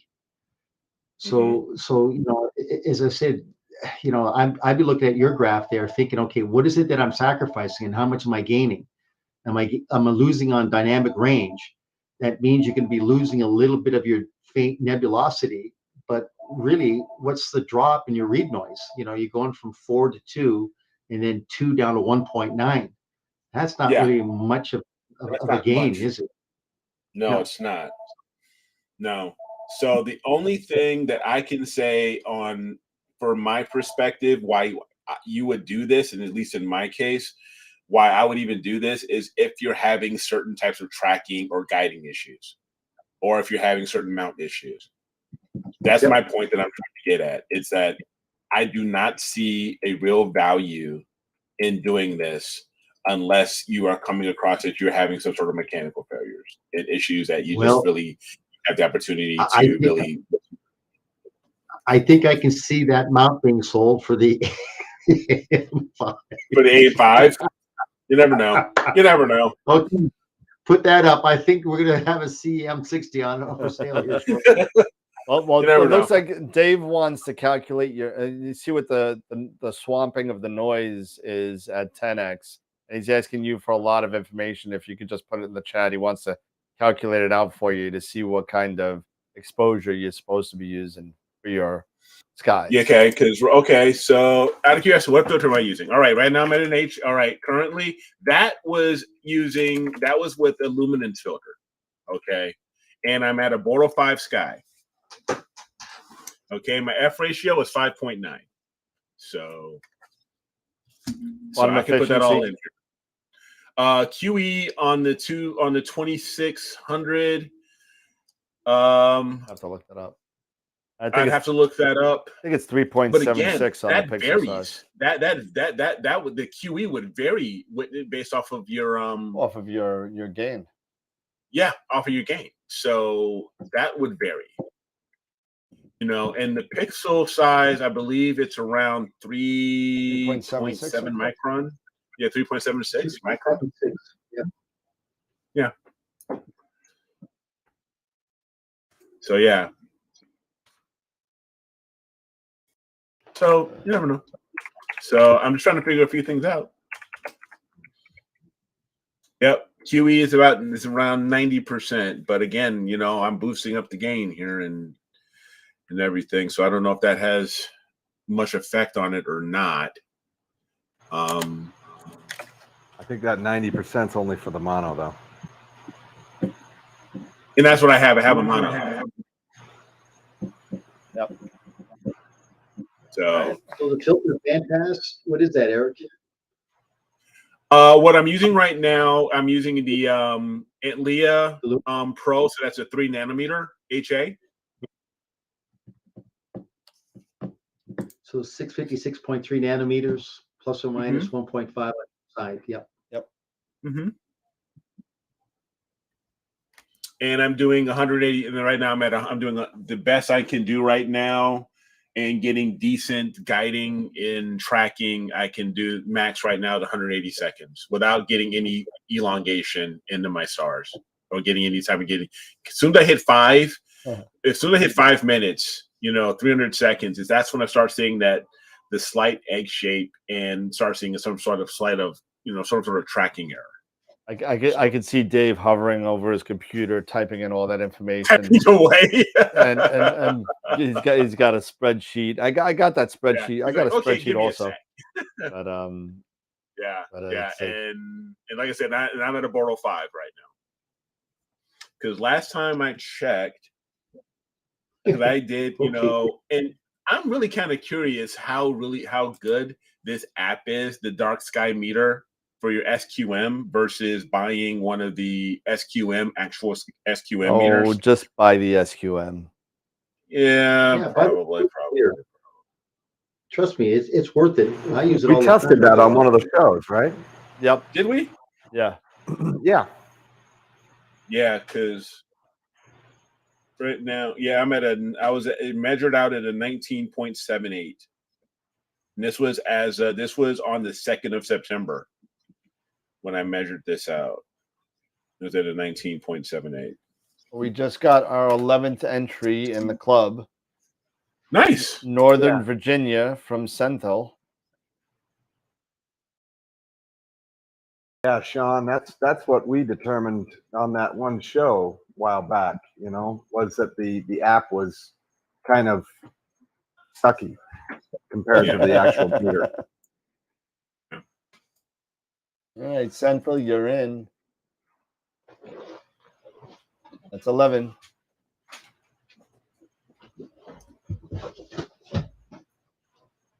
Got another email here.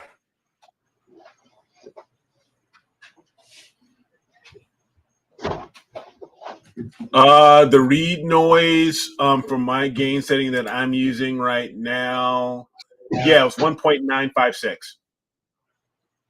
You got a question on email. And I'm pretty sure we spoke about this as well regarding the 760.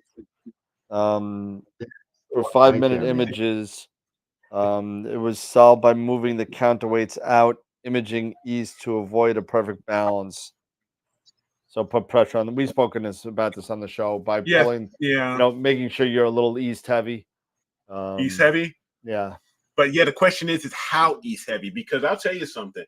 That 60, it is sensitive when you get into balance. Yep. It is real. I like that how sensitive it is when you're balancing. So it's just like, how far do I lean? Well, just enough to engage. So if it starts moving east heavy, so if you're this way and your weight's on this side and your scope's on this side, so so it's pushing a little bit, just a little bit east heavy. So you don't want it. So it's pushing on the scope. So it's pushing on the scope. Yeah, just a little bit. Just a little pushing on the gears. Give it a little tug. So the gears are. Give it a little tug. Give it a little tug. Yeah. And make it deck heavy too. Make it back heavy. Make it just slightly back heavy. Yep. Back heavy. East side heavy and slightly deck heavy. And deck heavy. Sure. So once I get balance, I just kind of maybe just nudge it back just a little bit so that it's just east side and deck heavy. Deck heavy. You won't be able to figure that out. Got a lot of stuff going on in the chat. Always good stuff. Yep. Remember too, you can also dial that in with an amp meter.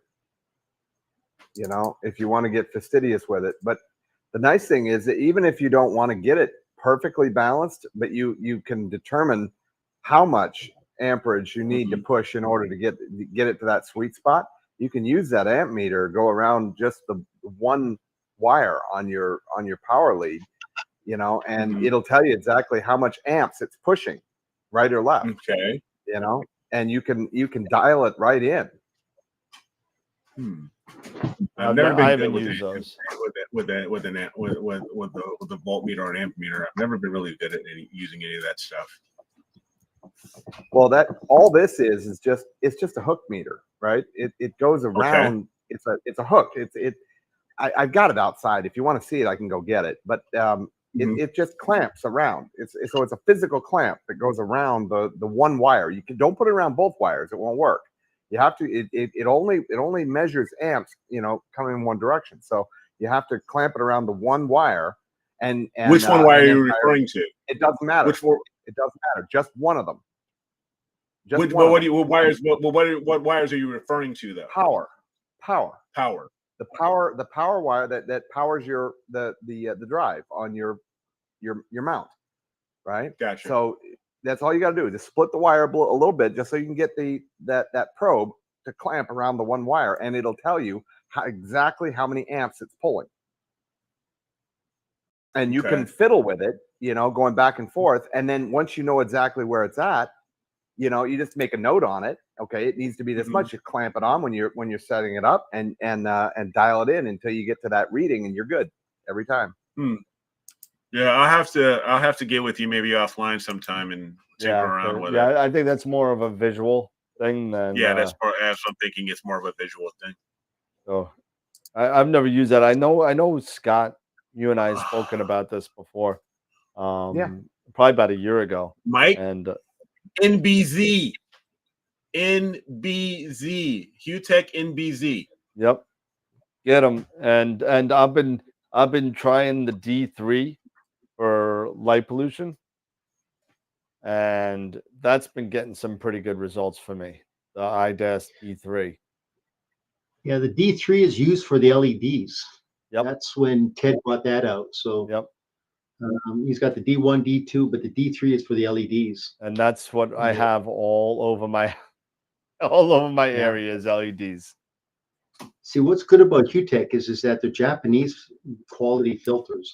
I really like Ted's got some great filters. Ted's got awesome filters, and that MBZ is just he doesn't get enough credit for it. You know, he's up against the marketing machine of Optolong, and you know, he really makes. I mean, we all jumped the boat from the L Enhance and L Extreme to the MBZ really quickly. And Eric, I got to give you props because you were the first one.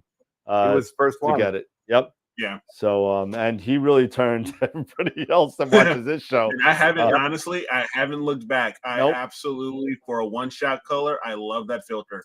Yeah, which is one of the reasons why at some point I'm going to get that 2600 one shot, and that NBZ is gonna go right back into that Rasa and have it at it. So pretty cool. Imagine that on that Rasa, Eric, you know, for doing EAA. Oh yeah. It is. Even with me doing it on the 533, I have it with the 533. Yeah. Oh yeah. Yes. Yes. Yeah. I was talking to Dan a couple days ago. There's a couple of astronomy clubs down here that I've been working with, and there's one just outside of Tampa, and there's another one that's up just shy of Gainesville, so not terribly far, but they're talking about doing some outreach with EAA, and you know, and reach. I said, and I told them it's a winner. I guarantee you, it's a winner. You know, you'll get people interested really well if you can show them things that they're normally only see with Hubble. You know, in a matter of 5 minutes, you know, 10 minutes through EAA. You know, it's crazy, especially with live stacking and all that. You want to get Ted on the show? 956 cents. Do we want to? Do we want to get I Ted on the show? I just put a response on that. So Yeah. Question, guys, do we want to get Ted on the show? Because I can actually reach out to Ted. He and I got a good rapport. yeah, I can have mean, Ted come on. we both know Ted pretty well. Yeah, but if he's willing to come on, absolutely.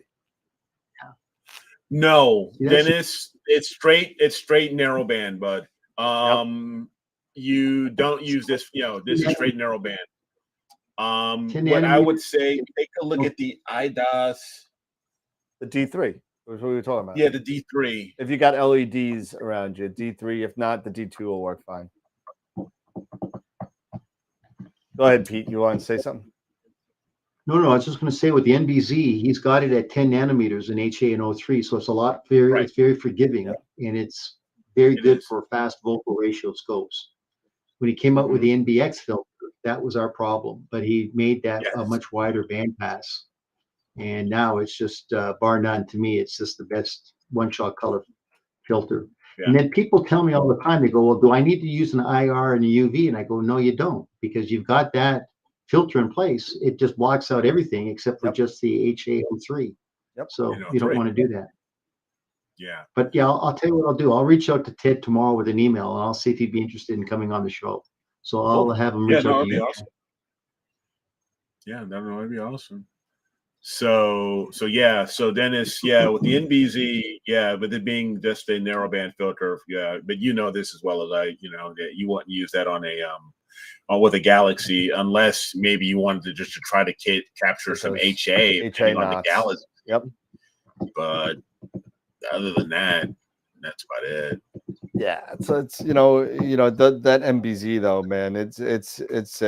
To me, if he could just get the word out a little bit more on his filters, I mean, hands down. I tell you one thing, I've got his Borg 107. That is the most underrated scope. If you want a rich field scope that is made by the people that worked at Canon, it's an APO with a 3-inch feather touch focuser. It's a phenomenal scope. It is amazing. Carbon fiber. It's a great scope. It's the most underrated rich field scope I've ever had. Yeah. And I tell you what, I rave about this scope. It is phenomenal. What's the what did you say? Is that a Borg? It's the Borg 107. Borg 107. Yep. Oh, 107. Yeah, I mean, if you like, I can pull it out. But I mean, it's a great scope. I mean, Dan, I've got your 094 camera. No, 294. The 294. I got that one just as the guide camera scope on it. But I tell you what, I mean, it's an f3.9. It's 420 millimeter with that particular focal length. So it's very fast, and then you can pull that out, and then you're right around at 600 millimeters. So I mean, it's just got it's got a lot of versatility to it. And Dave made a comment. If you bin 2x2, you could get 240 seconds on that. Yep.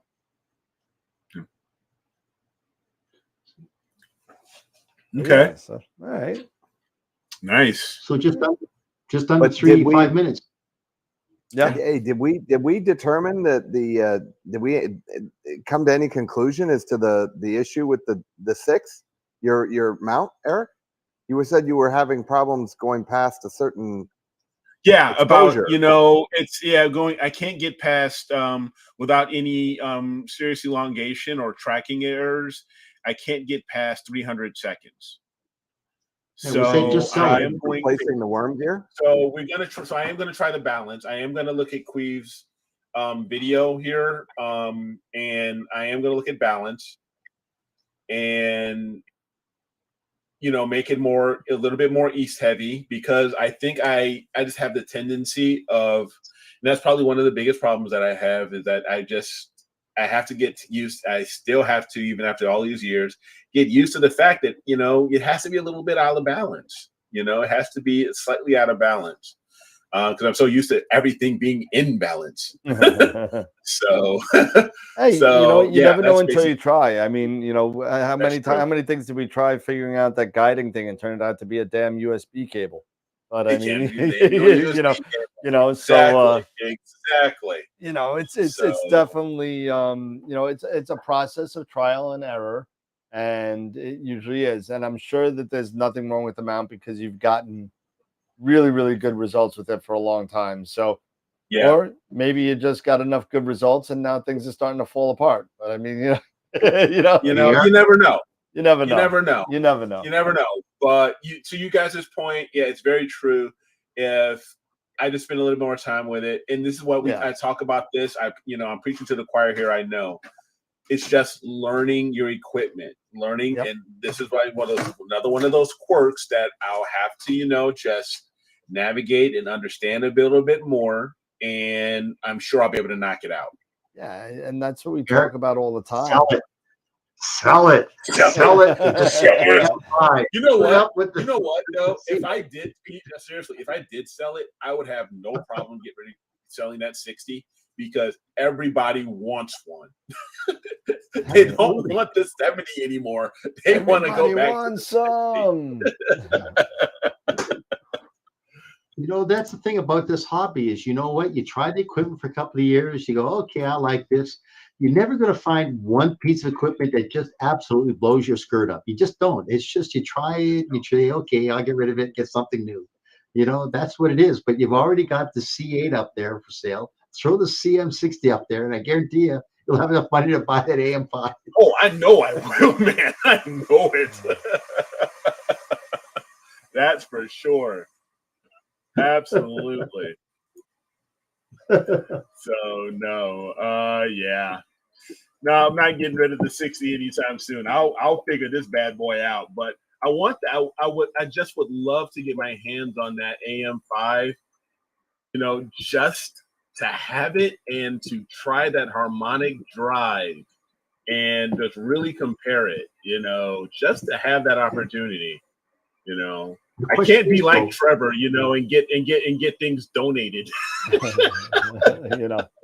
None of us can, not yet. But I mean, but the question is though, does that AM5 have a brake? I'm just a little bit leery. It does. Okay, yeah. Perfect. Yeah. It's sad when you go, you go from the Rainbow 135 with no brake, and you spend about what is it, $700 less, and you get the same thing with the brake. Yeah. So I mean, yeah. So it looks like AstroWorld has joined another social media platform called Vero. It is supposedly a new Instagram-ish type thing. So we're on that now, so we can post to Vero now as well. So okay. Yeah, that's funny. Somebody just said, yeah, I posted my first picture on Vero. What was it? Yesterday, I think it was. Yeah, because I just joined yesterday. And the only reason why I joined it is because Trevor Jones put a post. That's why it came up.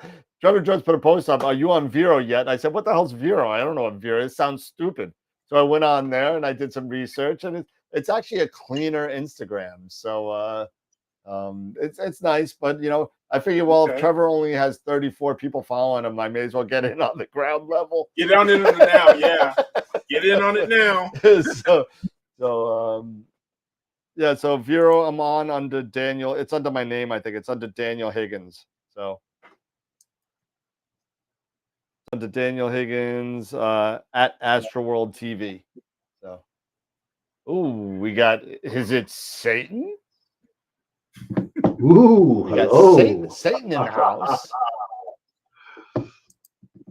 What was that? Who invited the Antichrist? Yeah.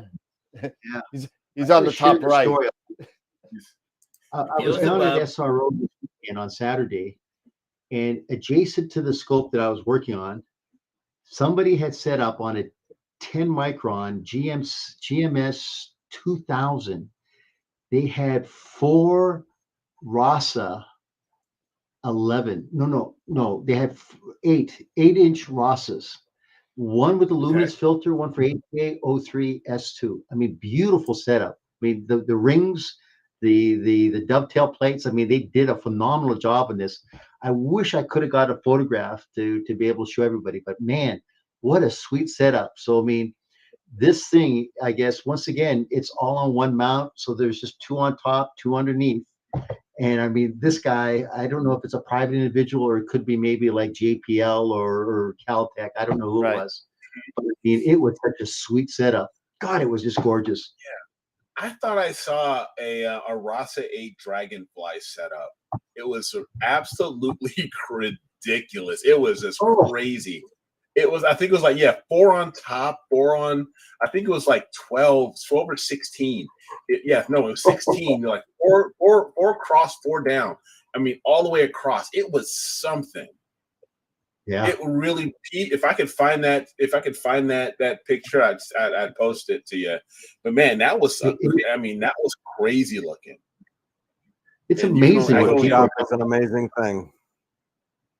Oh, it's like, Scott, we got to see those first images that you take of that beast that you got.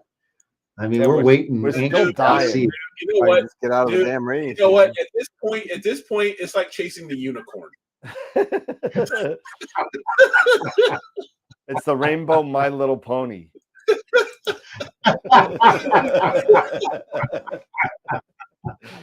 Scott's ignoring us now. I know, right? I love you guys. Oh, sorry. Were you guys talking to me? I was reading in the chat. Hey, Scott, I thought that was the whole reason you moved to Florida, was to be able to use that beast. No, I moved to Florida because everything economically dried up for us in New York. Yeah, well, I feel your pain there.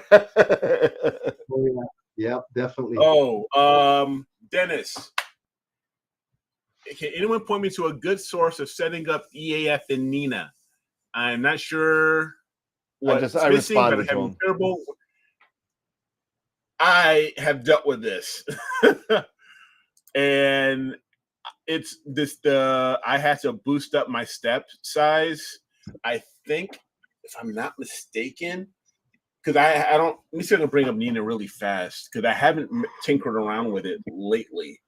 But I think I still have all the settings there, and I'll be able to tell you what I set mine at, as far as the step size and everything, and give you a quick idea here of it. And let you know. Yeah, my step size I set here. I'll share my screen here really quick. And this is with me using my with the William Optics with the refractor. And I'll